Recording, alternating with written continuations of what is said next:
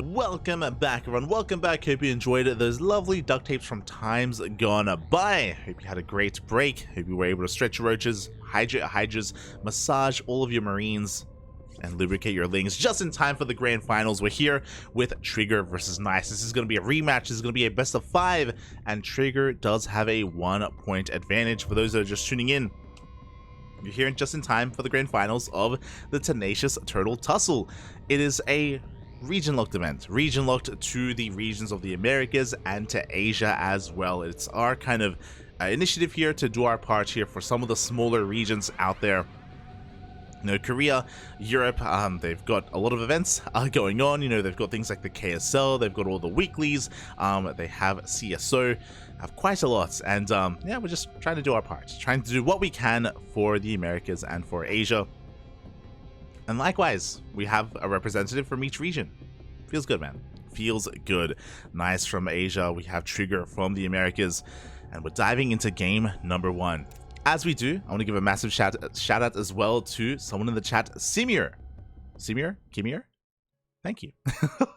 Thank you so much for subscribing with a tier 1 sub. Hope you enjoy your emotes. Hope you enjoy your replay packs as well, as we do send out replay packs to all of our subscribers as well as our patrons as well. So thank you so much. We appreciate the support. Hope you enjoy the broadcast. Hope you enjoy the content. Hope you enjoy your weekend. Thank you. Thank you so much. As we are getting into the grand finals and spawning in the bottom left-hand corner of Altitude, we have the Canadian Protoss player. Oh, Simir. Oh, there we go. Simir. Thank you. As in the bottom left-hand corner, we have the Canadian Protoss player representing Team Basilisk, currently leading the series 1-0. It is Trigger. And spawning in the top right-hand corner, we have his opponent. We have the Taiwanese Protoss player representing Starlight Twinkle. It is Nice. And here we are. We are back. I'm getting some deja vu. We've seen these two players face off earlier today on this map, on Altitude, and the previous time we saw Nice go for a gate expand, Trigger went for a 2-gate opener, and it's happening again. Boy, it's really interesting. I was bringing it up earlier today how Trigger, more often than not in PvPs, even on maps like Altitude, even on maps like Babylon, for example, as well, Trigger, he keeps going for these 2-gate openers.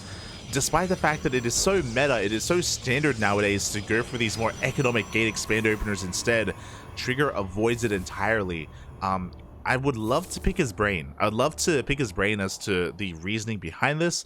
Again, as far as I can tell, I think it's just a safety thing. Like, this does kind of avoid, or it does kind of put you in the driver's seat in a way. Like, it allows you to go for 1-base all-in if you want to. It allows you to expand. It allows you to be very safe against your opponent because you straight up have more gateway units to work with. So yeah, it just feels like a more aggressive way to open, and it's really interesting. Really interesting that Trigger decides to do this time and time again. As we do have a Stalker Sentry opener, so very macro-oriented. Stalker for map control, and just to be safe, we have the Sentry for scouting for hallucinations as well. Oh. As Trigger is setting up a proxy pylon. Interesting. Very interesting indeed, especially considering that he opened up with a sentry. So everything here screams standard play, screams macro. He goes for proxy robo. This is the power of a 2-gate opener, by the way, especially against a gate expand, is that you can be aggressive and you can go for an all-in. That's what this is. This is a 1-base all-in from Trigger. Can Nice recognize what's going on? Can he read what's happening in time? The Adept is about to rock up. These 2 units look normal. Everything looks standard. He is going to see the lack of Nexus at least, and he is slipping into the main. Does get into the main base. He's going to be able to wreak a little bit of havoc. Does recognize that there are 3 pylons back at home, so nothing too crazy here, as he's looking for some economic damage. Meanwhile, gateway is being thrown down across the map as well. 3 gates in total here for Trigger. Back at home, Nice is getting ready. He has a shield battery on the low ground. He's getting his own defensive robo. It looks like Nice has recognized that something is wrong. I think, yeah, he did just double check the natural as well. He's now aware that he's being all-in. Now, with this defensive robo, he can get into his own immortal production. We have a second shield battery on the way. We have an overcharge.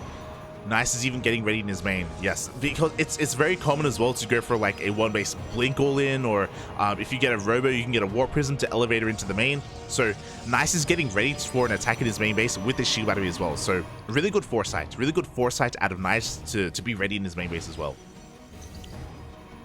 Meanwhile, here we go. The Immortals have arrived. The Prism is arriving as well. We have a lot of sentries for force fields, which is really important. At this stage of the game, no one has Blink, so force fields are going to do so well just slicing up the army. Speaking of, force fields are thrown down from both players. Both armies are stuck in a way, but Nice is getting the better trade. With the shield batteries to support him, he does take down two of those units. Takes down a sentry and an adept. Sorry, 2 adepts.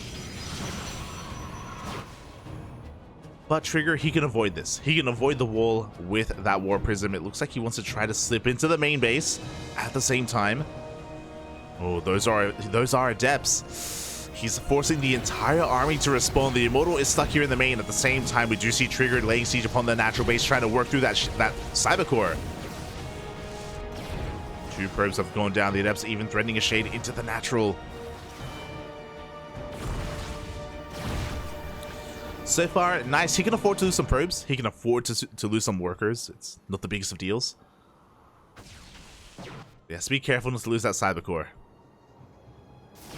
As the first Immortal has arrived. Oh, Cyber Core is going to go down. No more Stalkers. No more Adepts can be warped in. Only Zealots. Good force fields, but now we have the Counter Prism. Good juggling coming out from Nice, but the probe damage is actually getting a little bit out of control. The Adepts, they get into the natural, they get into the main base as well. GG gets called. Nice cannot keep up, and Trigger takes game number 1. GG. Probes are falling left and right. The Cyber Core went down. The Immortals were busting into the natural. Ooh, and Trigger, he pulls off the one base all in, and just like that, Trigger is 1 game away from becoming this week's champion. It was a close defense there by Nice. It was definitely close. He was going for all the right moves. He was getting a shield battery in his main. He was getting a robo. He was getting out Immortals. He got out a Prism. But he was just having a really hard time keeping up with the Adepts. Not just the Adepts, but also having a hard time also keeping units at the natural as well to force back the Protoss army of Trigger, to throw down force fields, to make use of his shield batteries as well, to make use of the high ground. It all just was a bit too much. And now, we're getting into our next game. We're getting into game number 2.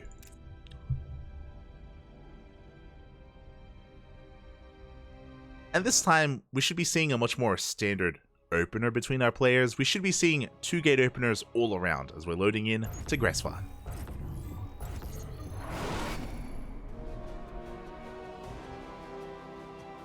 Here we go, spawning in the bottom right-hand corner of Gressvan. We have the Canadian Protoss player representing Team Basilisk, leading the series 2-0. 1 game away from becoming this week's champion. It is Trigger. And spawning in the top left-hand corner, we have his opponent. We have the Taiwanese Protoss player representing Starlight Twinkle. It is Nice.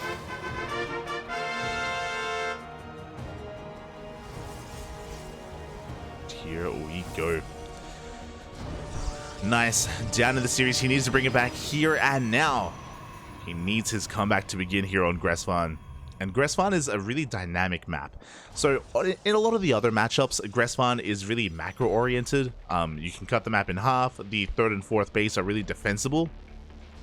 But in PvP, things are a little bit different, especially because of how maneuverable Stalkers are, especially because of just how many proxy locations there are as well. Hello, Turtle. Next to the Turtle, here in the steam vents, even here behind the rocks, these are very common proxy locations on both sides of the map for things like proxy robos in case we do see an all-in, a one-base all-in. You can even proxy additional gateways as well. It does seem to be very common here on this map. For the time being though, 2 gate openers all around. Everything's looking normal. Because there's no ramp coming into the natural, No one is trying to go for a gate expand. The only player that goes for a gate expand on Gressfan is MaxPax, but that's because he's crazy. And because he's just so good at defending against all-ins. Like, it's really impressive how MaxPax approaches PvP. He just has a different approach entirely. But for now, just 2 gate openers, and we're going to be keeping an eye on the first 2 units of our opponents, of our players.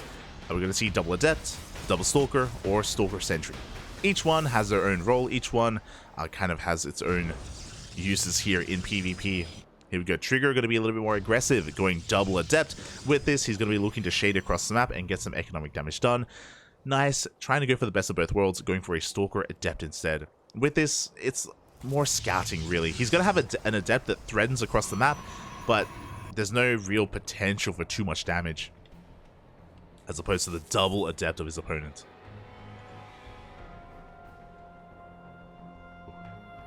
Here we go, the units do pop out. We see Trigger getting ready for his expansion here on the low ground. Adepts are moving on out. Likewise, Nice is going to be sending his single Adepts the long way around, avoiding the units here of Trigger, or at least attempting to. Up! Up! Oh, they barely will. Barely does avoid those units. Nice getting across the map for that scout. Back at home, we do see Nice getting ready with his additional Stalkers as well. The wall is a wall. Adepts are denied entry into the main base. And, oh, we actually made 2 more Adepts behind this. Oh my god, okay. So a 4 Adept opener. Behind this, we have a Stargate as well. So Trigger, he delays his Nexus in favor of a Stargate. The first Oracle is zooming across the map. Likewise, Nice also delayed his Nexus in favor of a Twilight Council. He's going for a DT opener. Very risky move here from Nice. There's a Proxy Pylon out on the map to warp in those DTs.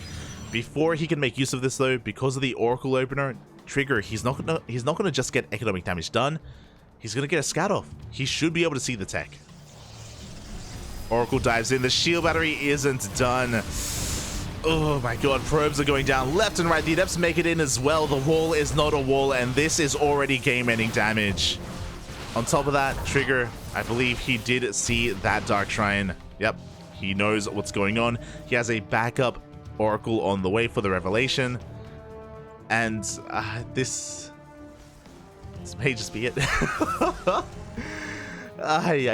In one swift move, the Oracle got there a little bit too soon for Nice to handle. The Adepts were of course wreaking havoc as well, distracting those Stalkers. And now Nice, he's down to 14 probes. He barely has an economy. He's warping in Stalkers across the map, not even DTs, because what can DTs even do right now? Nice. Sorry, Trigger, he double checks to make sure that there was no cancel on the Dark Shrine. He's going to be recalling back home. Oh boy. And, I mean, Nice's tournament line is on the line. Tournament life is on the line. So he's going to try to bounce back. He's going to try and recover. He's going to chrono out 2 probes at a time and do his best to get back into this. He's going to be active with his Stalkers. Is there a world? Can he somehow come back? So looking at the unit tab, Nice does have a Stalker lead, barely, but pushing into shield batteries, pushing into a stasis trap as well. This is not going to work. GG gets called. He sees the defensive position, and a Trigger will take the series 3-0, becoming this week's Tenacious Turtle Tussle champion. GG. I wasn't sure if that was the right button. Wasn't sure. GG, well played. Congratulations to Trigger. Oh my god. As we look at the bracket, he didn't drop a single map. Not a single map was dropped. 2 0s and 3 0s all around. There were a couple of close games with Trigger versus Nice, especially in the previous best of 3. There were a couple of close games, but here in this tournament, Trigger looking unstoppable, takes down everyone. And yeah, congratulations. Congratulations to Trigger. Unfortunately, this week we didn't have Future or Estrella. Fun fact, in the previous edition, in Tenacious Turtle Tussle number 6, we had Future and Estrella representing the Americas, of course, but they weren't able to be a part of number 7. Not this week, at least. Maybe just a little bit too tired. Maybe they weren't able to wake up in time.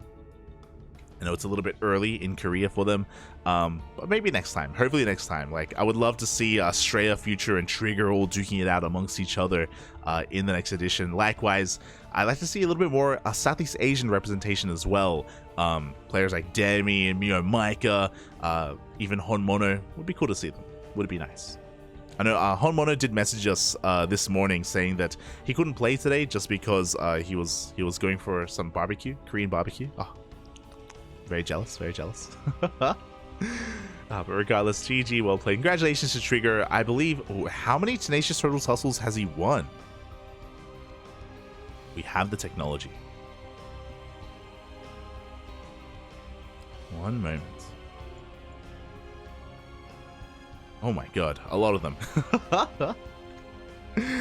A lot of them, Papi. Ay, ay, ay.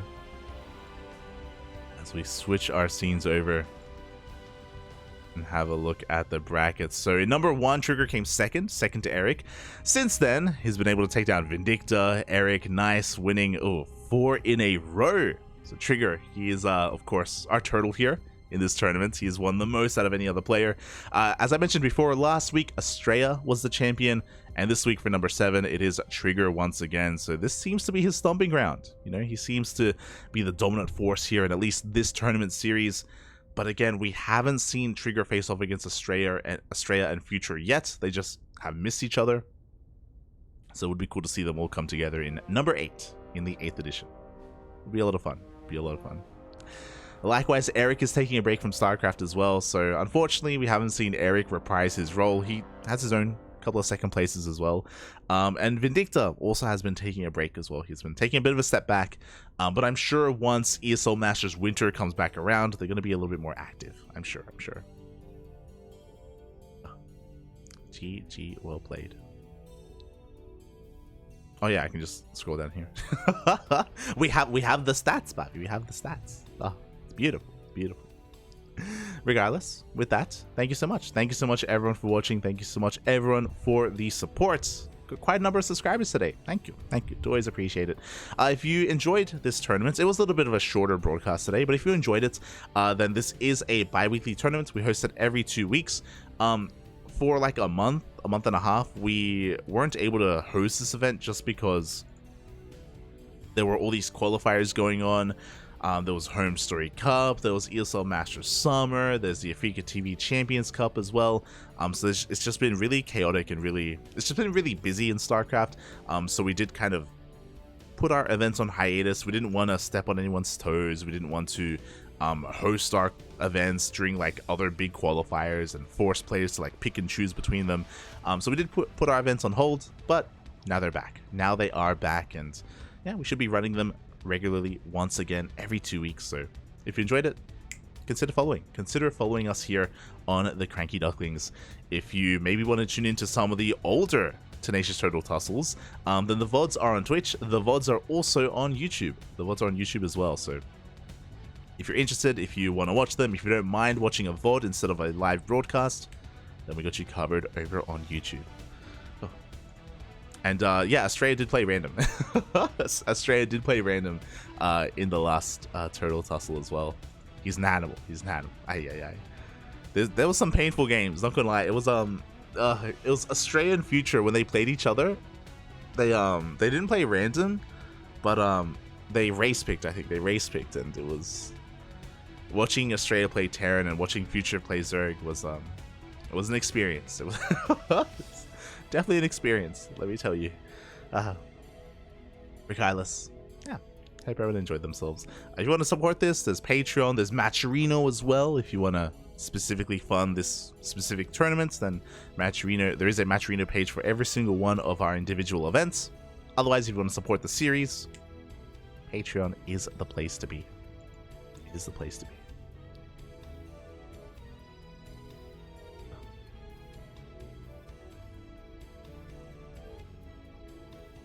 Nice, he just wants to play some StarCraft.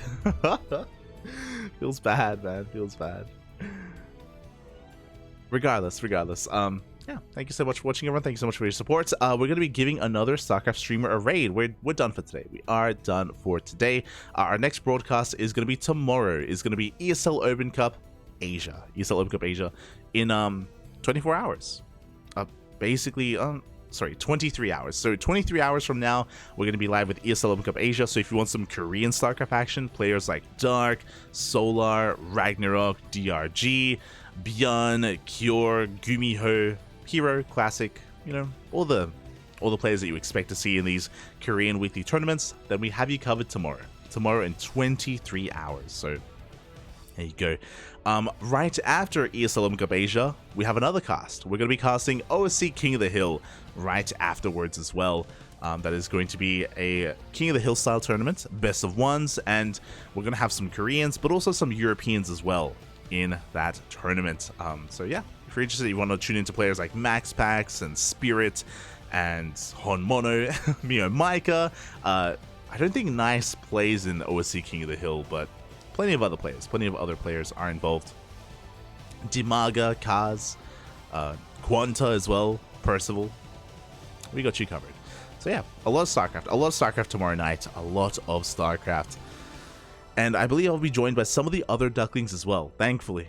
I won't be solo casting all of that. I'll be joined by people like Asher, maybe Yaku as well, maybe, depending on how the schedule turns out. So yeah, there you go.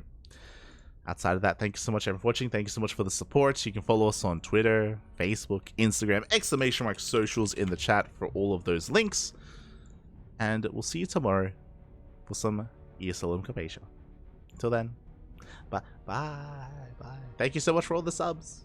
See you later.